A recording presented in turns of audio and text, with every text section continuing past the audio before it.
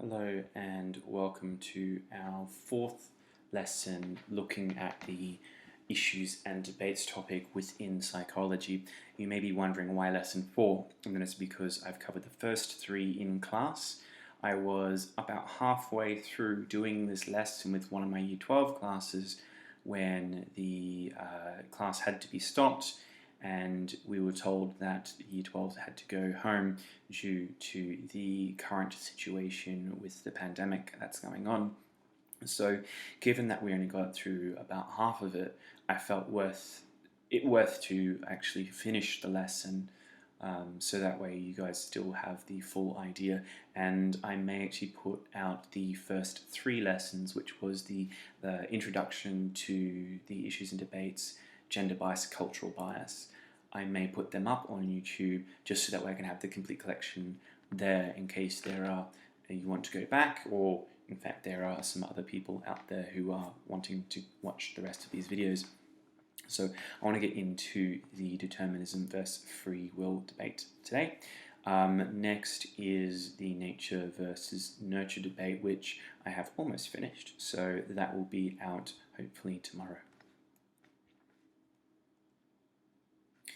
So this was more of a discussion that I had intended for my classes. This is something which I wanted you to more think about. There is no right or wrong. So even if you were to take this to your families and discuss these 3 questions. So question 1, is behavior determined biologically? As in, is the reason for your behavior coming from your genes, your DNA? This is something that is worth discussing, as it is the result of a debate. Now, at face value, many of you answered this question and were like, well, no. The reason why I do what I do is because I have free will. So that is, I was really glad that you guys sort of had that, because that's a common misconception that people have. And so this is why I want you to get to think about these things.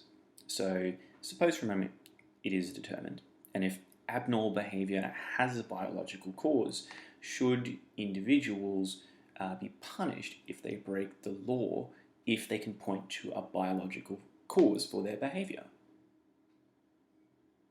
Up to you. Many people sort of held the idea that even though that they may be able to point to certain biological causes, that they are still accountable for their right or wrong actions, and that regardless, if you know that you have a predisposition to act in a particular way, you still have control. And that was the common argument that the classes came up with. And then I pointed out then, if we could predict deviant behavior through genetic screening or other techniques, should we arrest people before they commit a crime? And again, very similar argument came forward, but then someone raised the point of, well, counter-terrorist police will arrest people before they commit acts of terror. So why not it be the case for someone who is going to commit a crime because of their genes? And it engaged a fantastic discussion. So something which I would like you to do is to do this with your families at home, considering we can't do so in class.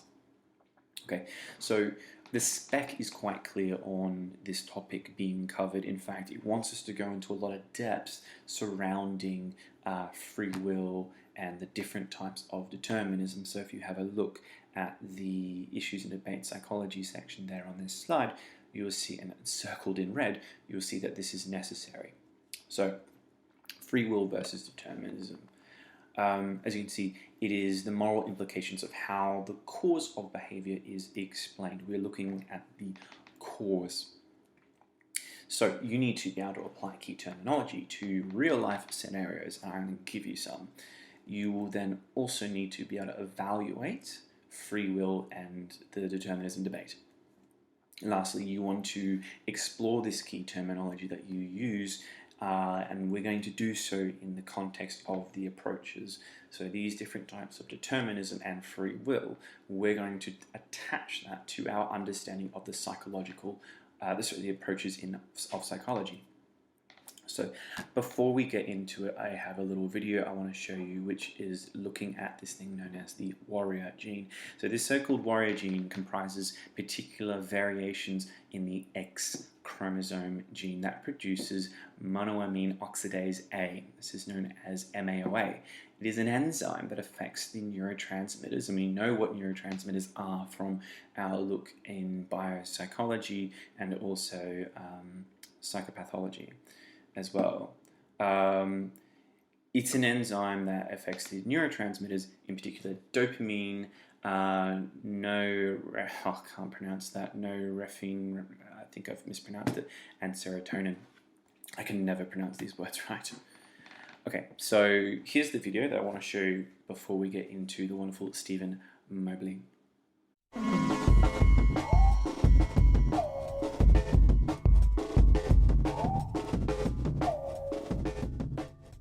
You discovered a gene that is associated with serial killers. A scientist named Brunner found this in a Dutch family back in the early 90s. And the males in the family, they were missing the gene, the monoamine oxidase A gene, the whole gene. It wasn't like it was turned down or turned up. It wasn't there.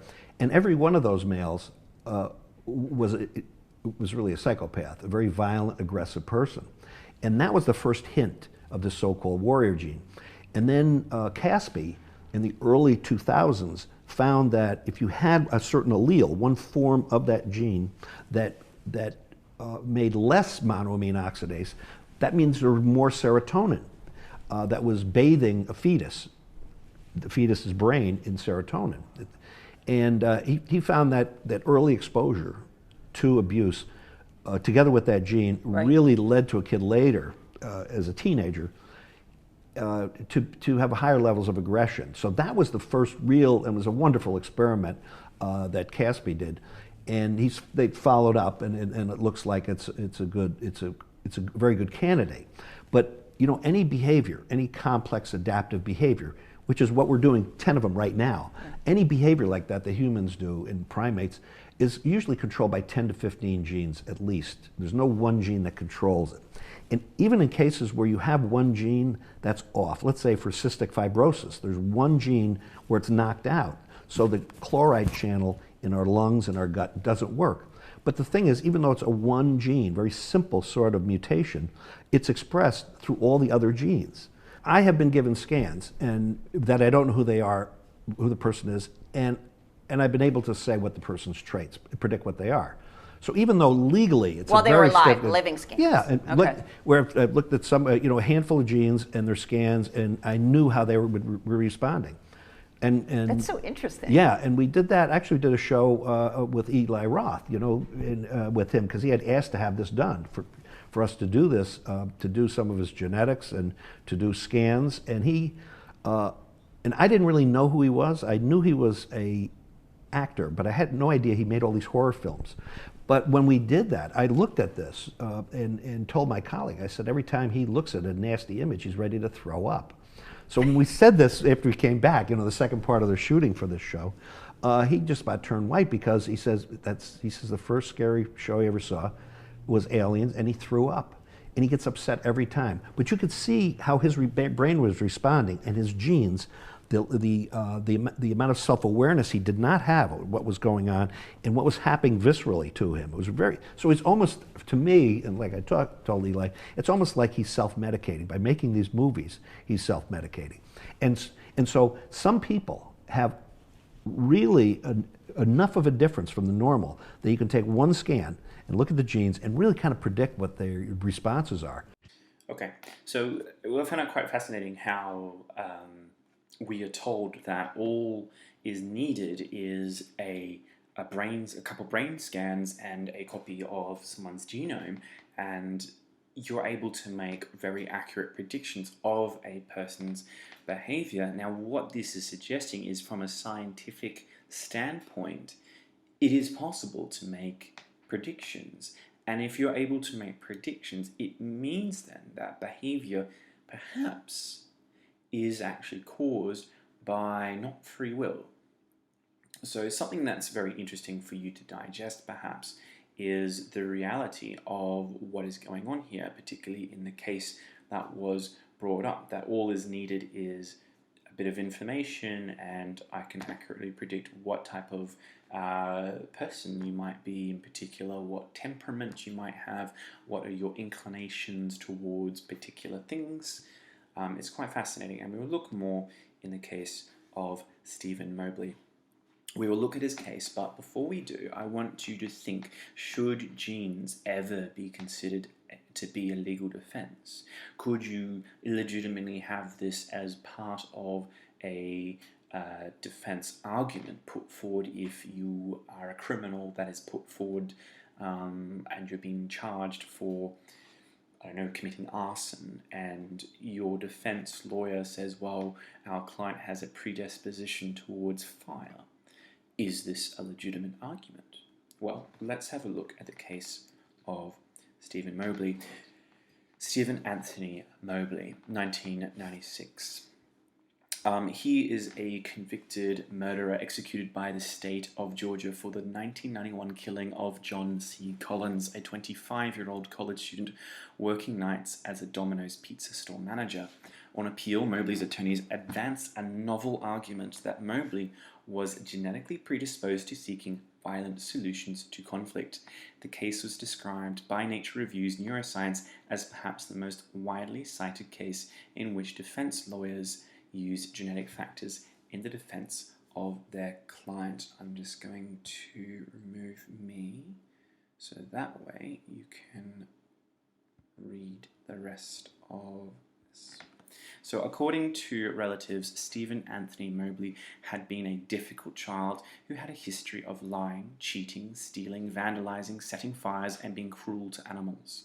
School records show further evidence of lying, stealing, destruction of property, use of profanity to teachers, assaults on other students, and expulsions. More serious offences followed in Mobley's adolescence, and by his mid-20s he had served prison sentences for forgery and began a series of armed robberies. Wait for the next slide to go across, please.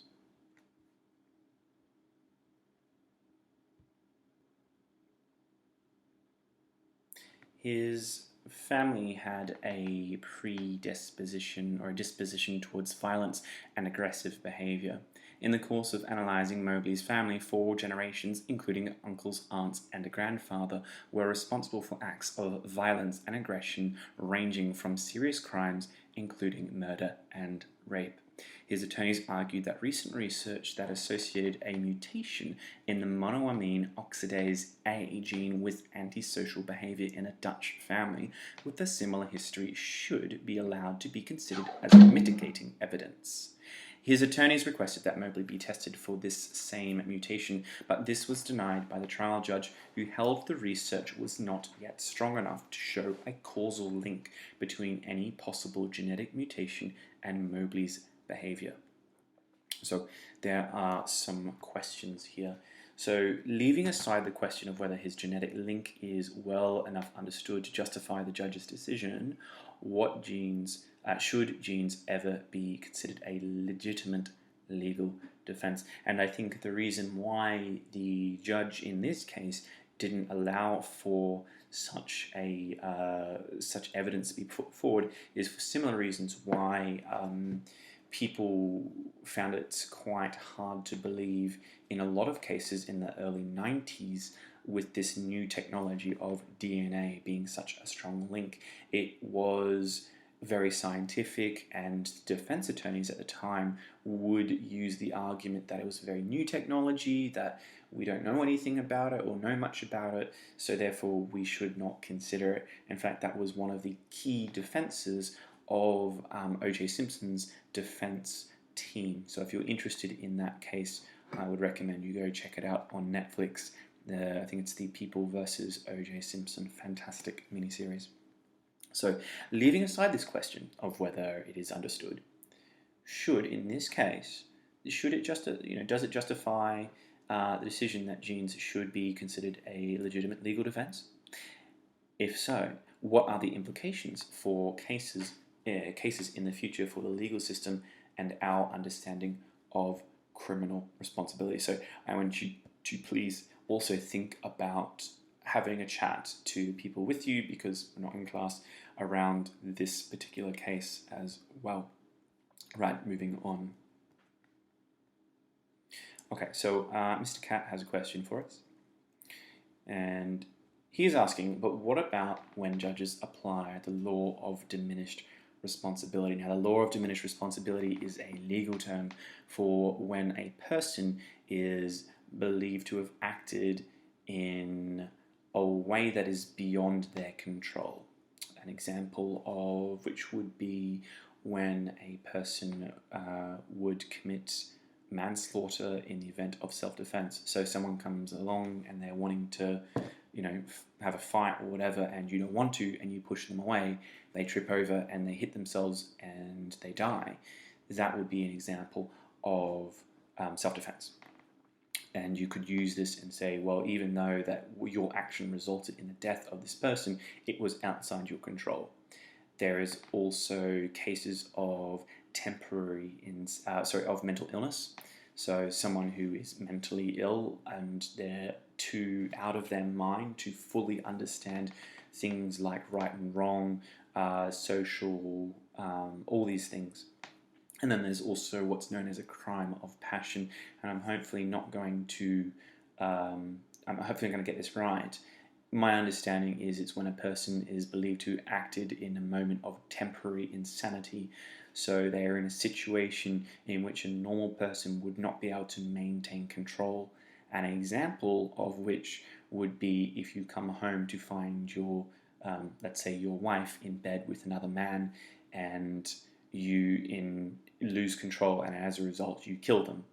That could and has been used before as an example of temporary insanity and is known as the law of diminished responsibility. So Mr. Cat is asking, what about these times when judges are applying these situations, but then we're not going to apply it to the case of Stephen Mobley? Or when someone who has a genetic condition, a predisposition towards something, why don't we apply that? And again, the argument that was coming up was that even if you have a predisposition, let's say someone has a predisposition towards alcohol, they still know right and wrong. And as a result, they still should be held accountable for their actions. Same thing with pedophilia. You can argue perhaps that these people didn't choose to feel the way that they feel, but they are still criminally accountable for their actions. And so in this case, the consensus from my classes was that, well, no, we were not going to apply the law of diminished responsibility in these cases. So let's look at free will. So let's it's enough priming. Let's actually get into the topics at hand. So free will is quite hard, quite difficult to define actually.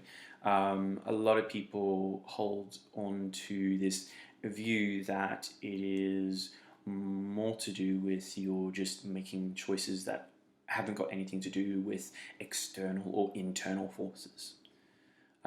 It's very hard to define.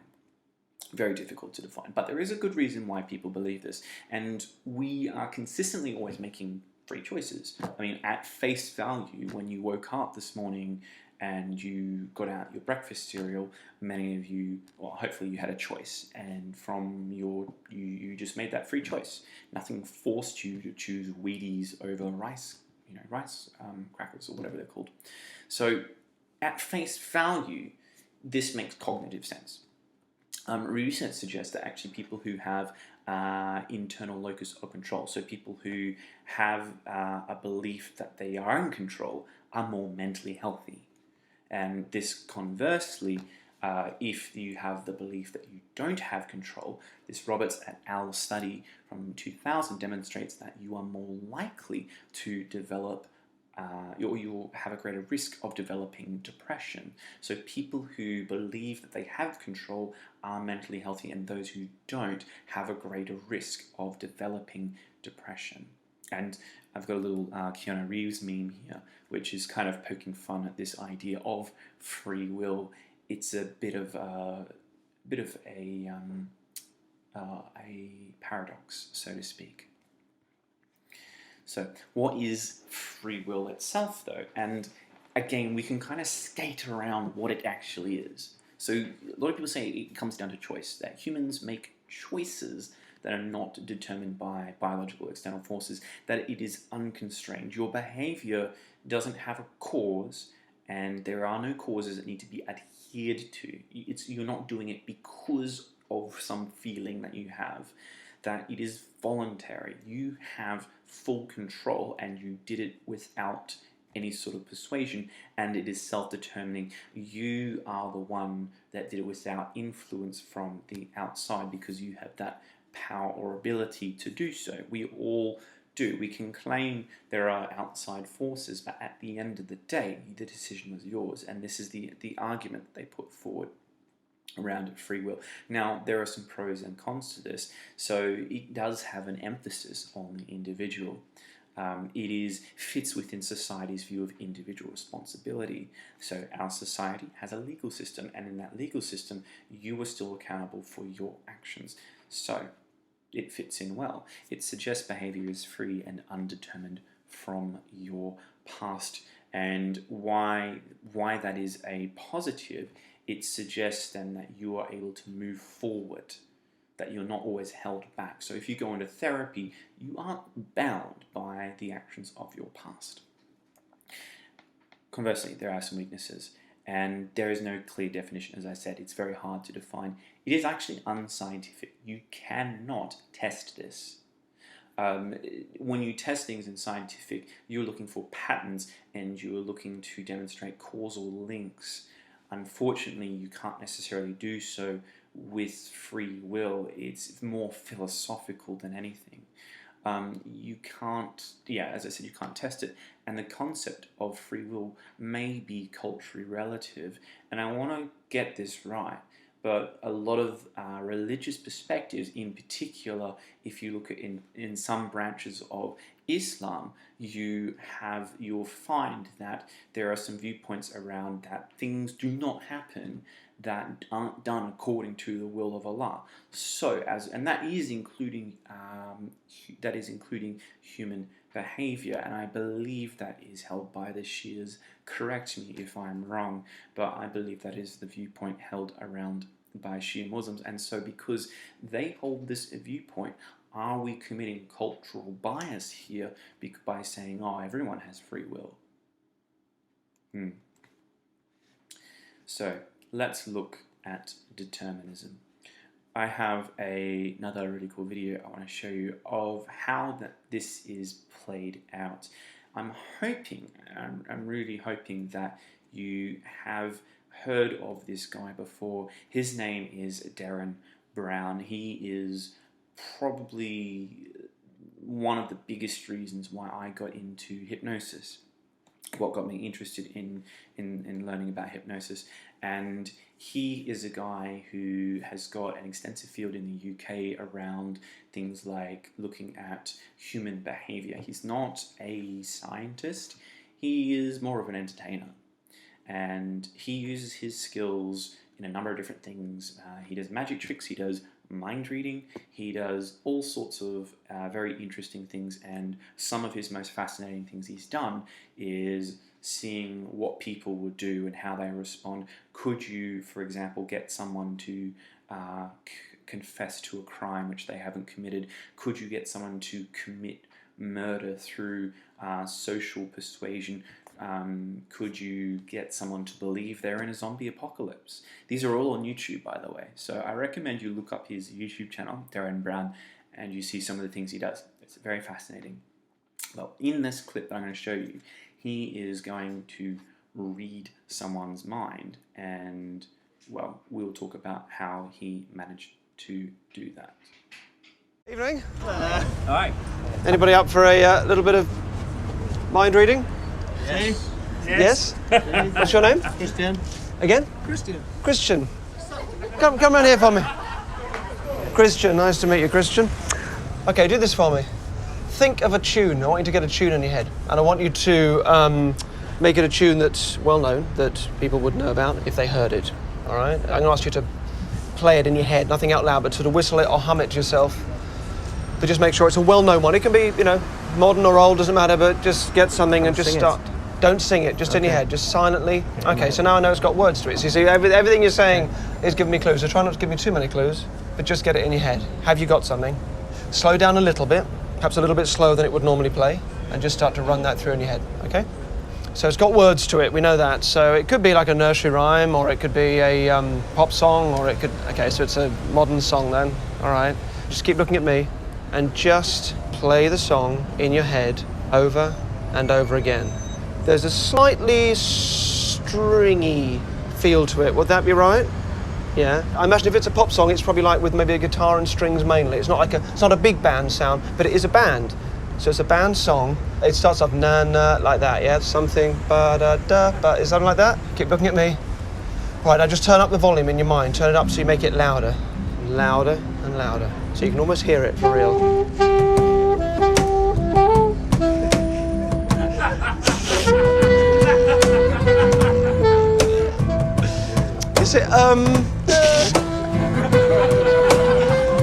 Is it the verb? I believe it is Rich Ashcroft. Is it the verb? Yeah. Is it the drugs don't work by the verb?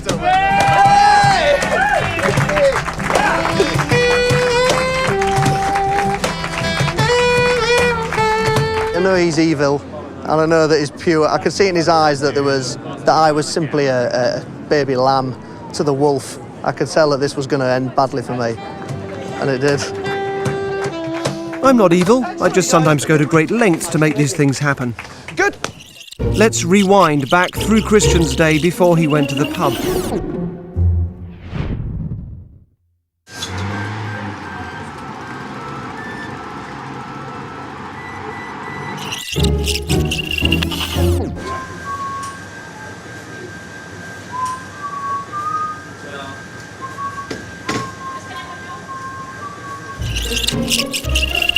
Well, if we could get back in.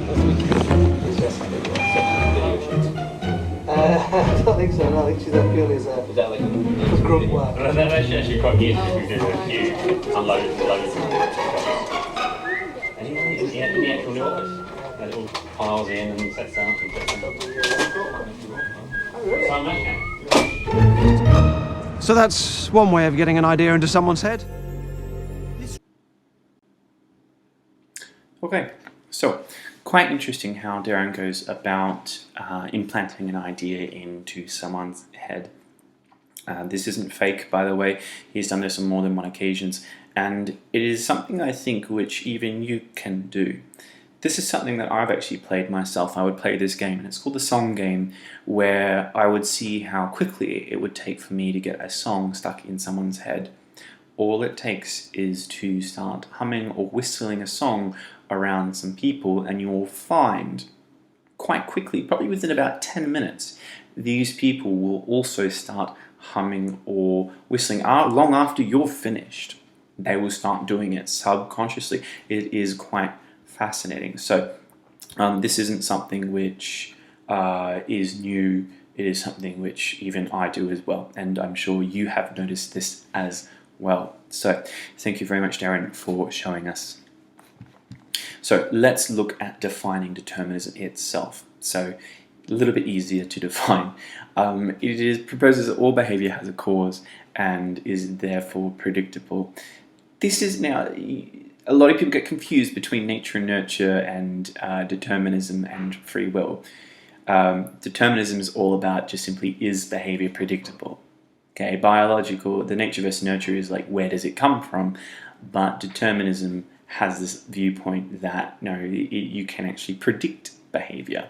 So free will is an illusion, as Freud put it. And our behavior is governed by internal or external forces over which we have no control. So I've sort of just fleshed out a lot of these ideas. So free will really has no place in explaining behavior, and all behavior has identifiable causes. It does acknowledge that free will can have an effect, and we'll talk about those different effects. So here's a little activity I want you to do first. Here are all the different types of determinism. You have hard determinism, soft determinism, biological determinism, environmental determinism, and psychic determinism. Now you got a whole bunch of different definitions down here, and they match up with one of them here. I want you to pause the video and try to figure out which one goes with which. I'll give it another 5 seconds, and I'm assuming you have done so. Let's have a look at the answers. Assuming my PowerPoint actually decides to change. Here we go. So, hard determinism in this view that an individual's behavior is shaped or controlled by internal or external forces rather than an individual's will to do something. See, the nature-nurture viewpoint is that nature is all about internal and nurture is external. But determinism can be both. Your soft determinism is all events, including human behavior, have causes. But behavior can be determined by our conscious choices in the absence of coercion, in contrast with hard determinism. You got biological determinism, which is the belief that behavior is caused by biological, genetic, hormonal, evolutionary influences that we cannot control. A lot of people get confused with hard determinism. And you've got environmental determinism. This is the belief that behavior is caused by features of the environment, such as systems of reward and punishment. That should have been rather easy to get. We cannot control what goes on in our environment. And then you've got psychic determinism, and it's the belief that behavior is caused by unconscious conflicts that we cannot control. And I'm sure you can guess which approach that would belong to. So before we look at the approaches, though, we want to look at what the strengths and weaknesses are. It is important that you understand this, because this is the AO3 content. So it is scientific. You can test this. You isolate variables to make them easier to examine. Society is more willing to accept its findings based on facts and falsifiable research. So if I can put forward and go, look, here's proof, society is like, okay, yeah, that's fair enough. However, it implies that behavior can be predicted, and people don't like that. It doesn't account for individual differences. Everyone's different and everyone is unique. So doesn't that surely fly in the face of this? And it takes away individual responsibility. So it goes against society's views on laws and choice. It even removes accountability, so to speak, to a degree, depending on the type of determinism we are talking about here. So we're not going to be able to do this in small pairs, as I thought, but I want you to have a look at this continuum here. We have free will on one end, hard determinism on the other, and soft in the middle. I want you to decide, where do these things fall along this continuum? You have acting aggressively when annoyed, when and what you eat, your career choice, your university options, falling in love, sleeping, and subjects studied at A level. I want you to have a think, where would you place all of these? I'm not going to go over them. There's not necessarily like a right or wrong. It is more so where you think you would put these. Pause the video. Okay, let's move on. So let's look at, I'm going to start to apply this. So we're moving into the applying section. Why did Simon, I'm going to picture of Simon, this is like a police, they used to do police sketches, now they use these computer-generated images. This is a computer-generated image of Simon. Why did Simon commit the crime? Now, you need to decide whether this would fall into a free will or determinism category. So is he completely free in how he chooses to act, or is there perhaps some reasons for his behavior? So here we go. Simon was found guilty of assault. He came home to find his girlfriend with his best friend in the lounge. He immediately became suspicious and acted in an aggressive way. So a big argument occurred, and Simon ended up shoving his girlfriend onto the sofa and punching his best friend in the face. So, determined or free will? Most people would probably go, well, it's free will. He's being a bit of a lunatic if they're just sitting on the couch. But what if they weren't just sitting on the sofa? From where Simon was sitting, it looked very much like they were kissing. This is when people would start to say, well, probably it was more of a determined reaction. During his childhood, Simon was often exposed to aggressive models. He is from a family of 4 brothers, and they could often be found fighting with each other. In fact, his mum and dad used to encourage it, as they said, to sort it out amongst yourselves. So, lack of parental control meant that there was a culture of the brothers being a little bit more physical. So, we could point and go, well, there's an external force there, so we can suggest there is a bit of determinism going on. When Simon was 12 years old, his dad was arrested and charged with grievous bodily harm. He was found guilty and was sentenced to 2 years in prison. Simon often visited his dad in prison, and Simon thought his dad was a hero. Free will, determinism. I'm going to let you decide that one. Why did Simon commit the crime? Simon has a twin brother. They are identical. Of the 4 boys, Simon's twin is the least aggressive and prefers to spend his time reading and studying rather than fighting. Well, it suggests that perhaps biologically there could be a difference. They're raised in the same environment, so, and Simon would share the same genes. So perhaps, I don't know, maybe it's the choice. Maybe Simon is making that free choice because they're in the same environment and his brother is not so violent. So perhaps this suggests that Simon is making a choice. Why did Simon commit the crime? So Simon loves to spend his spare time playing one of his many game consoles. He particularly enjoys games which have some violent content and are rated 18.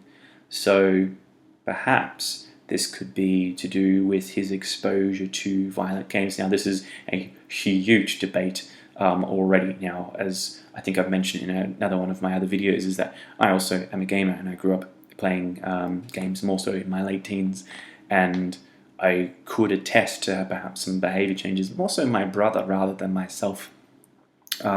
So I could maybe argue it is somewhat a determined thing from his exposure from the environment. But for me, I would say it would be different. It still came down to free will for me. I would say video games didn't affect me at all. So let's move on to number 7. Simon is currently working as a bouncer at his local nightclub. His ambition is to become a professional boxer. Okay, so predetermined or not? I'll let you decide that one. Okay, so what is your best explanation for Simon's behaviour, and why could you link it to psychology? And so that's more or less what we were doing. And did any of you consider whether Simon is responsible for his own actions? I think in all of them he is still responsible, but you can link to perhaps to some causes behind why he has a predisposition to act in a particular way. Okay, so we want to look at these different approaches, and again, this was a class activity. We're not going to, I'm not going to get you to go into pairs and do this. Instead, we're just going to look at this. So you want to try to pair an approach to one of the types of determinism or free will, or is it both? So let's have a look firstly at the biological one. This is probably the most easiest one to tie to. Obviously, it's biological determinism. Behavior is controlled by internal biological factors. So obviously we know all about the biological approach and how it looks at things like OCD, schizophrenia, that kind of stuff. So it's an understanding of the brain structure and function can explain our thoughts and behavior, and as a result we can then predict behavior. You can see along the side here, testosterone may cause aggression, blocking receptors changes behavior patterns, and it supports numerous drug therapies. Like there's just tons of evidence for this. So the behaviorist approach. The behaviorist is all about that which can be observed and measured. So operant conditioning. Your behavior is a consequence of reward and punishment. Classical conditioning is learning through association. You build the association of, the bell at the end of class means I can go home. There's lots of support around this too. Like you've got CBT, which is a clear proof that this is something which does work. So it is environmental determinism. Your behavior is controlled through stimulus response conditioning, or classical operant conditioning. So it's behaviorist. What about our social learning theory? Well, as Mr. Bandura says, that it is controlled by environmental forces, so it's soft determinism, but humans can have personal responsibility and some free choice. Like, humans learn through observation and imitation. So, within this, there is, some reward that's going on, but you're still learning from within yourself. And there are 4 main types. So, Bandura puts attention, retention, reproduction, and motivation. This is stuff which you should already be aware of. And it can be biological, but an environment is what teaches us and helps us to express that behavior. Then you have the cognitive.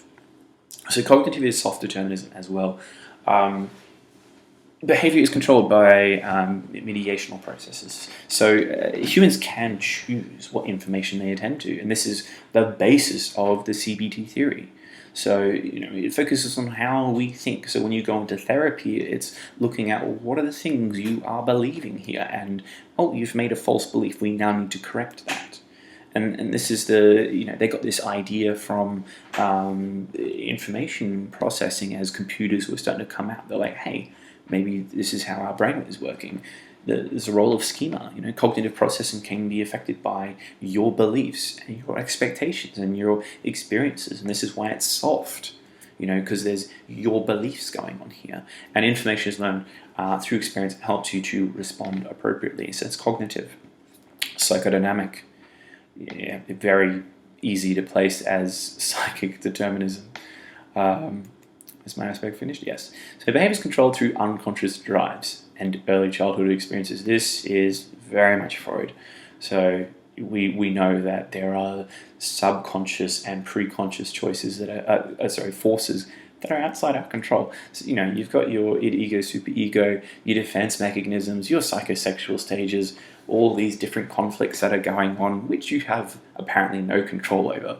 So very much determined behavior then. And he stated that you have to do, if you can get through psychoanalysis as changing behavior, but that takes a very, very long time because you need to tackle these unconscious drives, and that is not something you can do very easily unless you go through some process like hypnotherapy, for example. And this is why I say hypnotherapy is so effective, because it's all about tackling it from a subconscious, preconscious level. And the support for this obviously comes from the success of psychoanalysis, though in comparative to CBT and other forms of therapy, it's not really a success anymore, because you'll be spending a lot more money on this process for a small sort of reward in comparative to, I guess it's long term. It depends, really. It depends on your viewpoint. It's just mine. Then we come to the humanist approach, and this is when it all changes. So he emphasizes, the human process, this idea that you can determine who you become. So it highlights that you are unique and that you're not the subject of, little experiences and big general laws. It's more about taking in the whole picture of the person, and as a result, you have free will. You determine who you become, and in order to achieve self-actualization, you need to have free will. So, this is why it's the humanist approach is very much the odd one out here, in having free will. So here we go. We're getting towards the end now. So let's just have a look and see how you're going with taking this all in. So which two of the following statements describe a strongly deterministic view? So people are always responsible for their own actions. People behave in random fashion. People's behavior always has a cause. People exercise full choice over how they behave. And people have no choice about how they act. Have a think. Here's the answers. And yes, there are 2 answers there. Okay, so which of the following is not a form of determinism? Biological, humanistic, environmental, and psychic. As I was just talking about this, I would be very surprised if you didn't get that. Biological determinism implies that behavior is controlled by genetic factors. True or false? It's very much true. Biology, if you think of biology, you should automatically think of genes and DNA. and which form of determinism is associated with Freud, psychic, biological, environmental, or soft. Hopefully, when you think of Freud, you should think of psychoanalysis. So, psychic, you can make that bridge there. And then here is the homework which I had intended for this class. Now, I know some people did actually do this, and they're not going to get their, well, I know some people may not get their answers back considering the nature of what is going on, but I would like you to more so have a discussion with this, and I want you to pen this out. So I want you to get a piece of paper, and I want you to pen out the different arguments for and against, and the evidence which they use. You know, you should be able to know which viewpoint is belonging to what type of determinism and the kind of evidence that they use. What are the strengths and what are the weaknesses? This is the stuff you need to know if you want to write about this at A level. So that is where we are going to finish today, and I will see you in the next video where we'll be looking at nature versus nurture.